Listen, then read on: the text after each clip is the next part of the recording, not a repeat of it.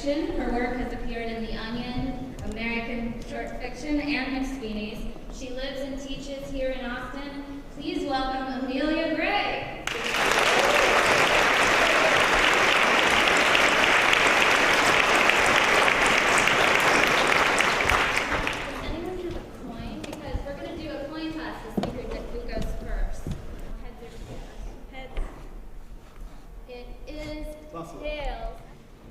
You think I'm scared of you? In that half second when you reached for the door, I came up next to you, drilled a hole in your heel, and attached a tube through which I am currently collecting your bone marrow. It is going into this bag. I am gonna sell it. Your fate is sealed with glue I have boiled in a vat.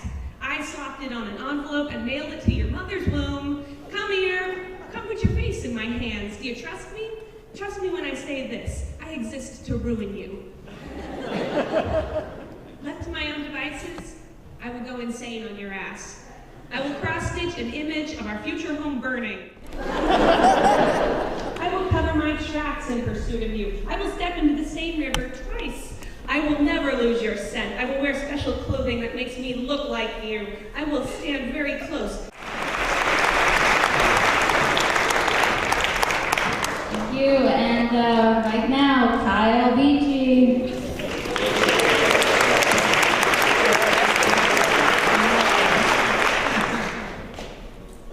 I didn't think that was funny at all. When they told us that the Corn Palace in Mitchell, South Dakota had been destroyed by a crude but powerful bomb, terror, they said, terrorists, terrorism, their voices charged with that same rote certitude of those who chant scripture from ancient scrolls. There was some confusion about how exactly we were supposed to react. Some of us cried and covered our mouths with a hand as we recalled seeing done after previous attacks. Others fell to the ground and wailed, pounding at soil as if this act of terror had emerged from below, like a potato or tulip. Still others of us, though, were surprised to find ourselves laughing. The Corn Palace. Sad, of course, and terrifying if they said so, but also wacky. We shook heads and giggled to ourselves, feeling guilty but entertained. The threat, Amelia Gray, was not new. This was the age of threats. We had long been steeled to notions of shadowy networks of men intent on the flame. But forgive us for picturing 1,000 subsequent explosions, loud, white, weightless eruptions shattering the streets of small-town Mitchell. In Memphis, 9 dead, the old mansion reduced to a smoldering rubble of mirror and carpet and gold record. Graceland, reluctant, our amusement, how curious we all were to see the index. And when they kidnapped one of Angelina Jolie's many children. Congrats. And we'll start with Richard Russo on performance. I believed every one of those things. Scary. Okay. Yeah. That's I was there and right with the fishnet stockings, really right from the beginning. Had an element to that belief. Yeah. Okay. I was there. Okay. Yeah. Russo, thank Yeah. you very much. And on to Jane Smiley with literary merit.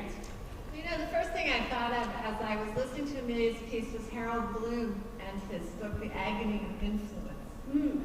Because clearly Amelia is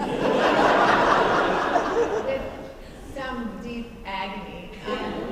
And probably she needs to step back a little bit. And I also thought of Norman Mailer. I felt that there was a very aggressive style there, which worked rhetorically, but was sort of lacking in variation. And if I had been Amelia's advisor, I would have said, okay, start at a quieter level and then soar upward. Okay. But don't try to sustain that kind of rage. Right. It's true. So the scorched earth policy, you're just not a big fan of scorched earth in general. It doesn't work as well as it Yeah, okay. as well as you think it's going to. Wow, thank you so much. And on to Owen. I'm going to have to say that Jane Smiley's advice is what's wrong with America today.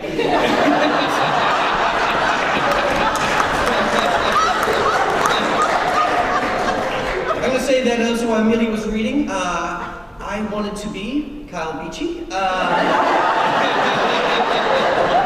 I'm a fan of his stuff. I am a fan of his stuff, but I just wanted to I wanted to be a flounder caught in those fishnet stockings. I wanted to be dragged from the only living source around me into true oxygen, and for the first time take a breath, although knowing it would lead to my death. I wanted those tall shoes to make me feel even shorter than I usually feel. And now I'm sitting next to you. And then I started thinking about how I've always been felt short, and I like being insulted, and that goes back to my mother. And then I started feeling a little weird about myself, and then I thought, I bet a lot of people sitting up in the front of this church have felt similar thoughts, and it was profound, and you just talked about sustained. I was sustained the whole time. I didn't feel that Amelia could keep me sustained as long as she wants me to be sustained,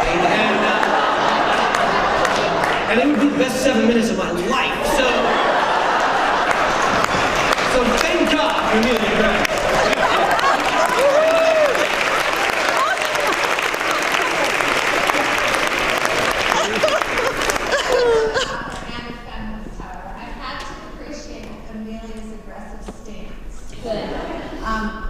I think that is what it takes, and I was reminded of Francine Prose. Wow. And I feel that this must have been an influence on Amelia. Was it? Okay, great. All right, well, thanks, judges. Now we're going to talk a little bit about, that guy. See what you have to say, Richard Russo, about performance. Well, I would have said about Kyle, I think I would have gone at things exactly the way Kyle went at them. I think now, when you look back at it, he may have made a couple of errors. He may be second-guessing himself about a couple of things, letting Amelia go first for one. I think he should have taken the ball and tried to score a touchdown, really, deferring or waiting for the wind to be in your quarter may not really have been the right move. And I would have said right from the start that his deciding not to wear fishnet stockings himself was a good thing, but after Amelia now I'm really not quite so sure. That's a fair assessment. Thank you, Mr. Russo, and on to Jane Smiley with Literary Merit. Well, anyone who evokes the Corn Palace is to be a great writer. Wow. Because this is a real central image of America that not too many people know about. I think Jane Smiley is on track again, and I'm glad to see that.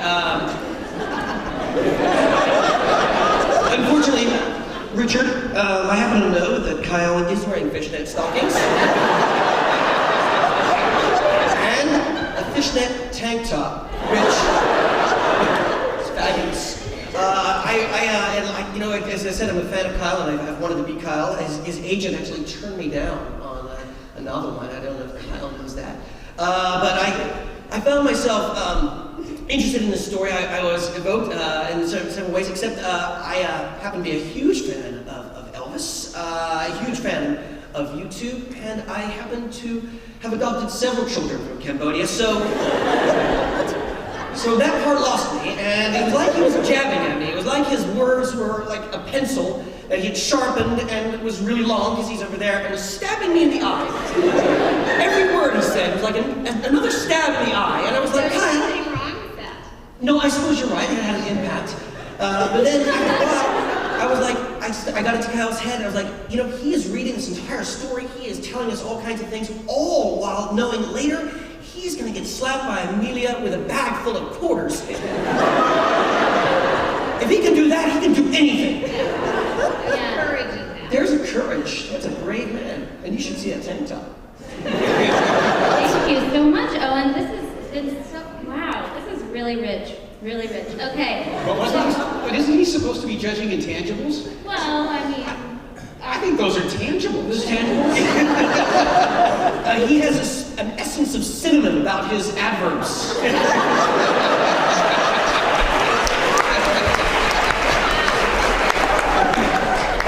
okay, I'm going to have to ask the judges to, if you can turn off your mics, if you can't, just cover them and sort of compare amongst yourselves. We have to pick a winner for round one, and while you're doing that, I'll address you lovely people and tell you that all of our readers today are going to be signing their books. They're all published authors at the book signing hub or tent.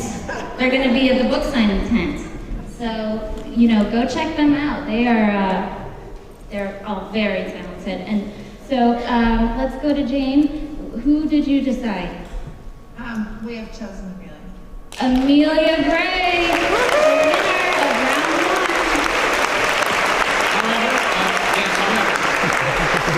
We feel that Kyle is a wonderful writer, but we feel that whatever the physical competition is in the second round, Yeah. with the spike heels, Amelia will win. Okay. I would also stipulate one other thing too. I think Kyle gets Amelia's bag of quarters. Oh. Yeah. That's a great idea. This is really beautiful. How you choose to deliver them is, of course, up to you. Thank you guys. You can go back to from whence you came, and for a moment, I'll see you later.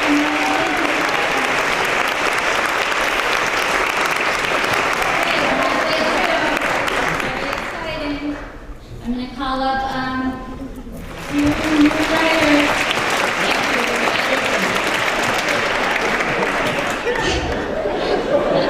Let's move on to Jason Sheehan's reading. Richard Russo. Jason's reading was fascinating. I thought there was the moment about 5 seconds into Jason's reading where I looked at Jason and I thought, here's a man, and I saw his chief, 2 papers he had, they're all handwritten. A man who has realized that he has 3 pounds of sausage and a 1 pound sausage casing. And